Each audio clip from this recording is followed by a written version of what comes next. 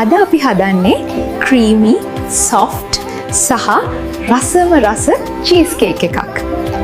එකට අවශ්‍ය වෙන්නේ බිස්කට්ස්, melted butter, cream cheese, whipping cream, sugar, vanilla extract සහ eggs. මුලින්ම බිස්කට්ස් ක්‍රෂ් කරගෙන melted butter එක හොඳට මික්ස් කරන්න. ඊට පස්සේ කේක් ටින් එකේ බේස් එක evenly press කරගන්න. දැන් බවුල් එකකට cream cheese, sugar සහ vanilla extract එකතු කරලා smooth cream mixture එකක් හදාගන්න.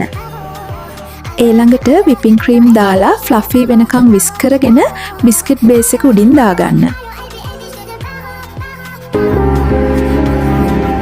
දැන් චීස් කේක් එක ෆ්‍රිජ් එකේ පැය කිහිපයක් chill වෙන්න තියන්න. දැන් ඉතින් අන්තිමේට strawberries, blueberries හෝ chocolate topping දාලා ලස්සනට ඩෙකොරේට් කරගන්න. අපේ ක්‍රීමි චීස් කේක් එක දැන් රෙඩි.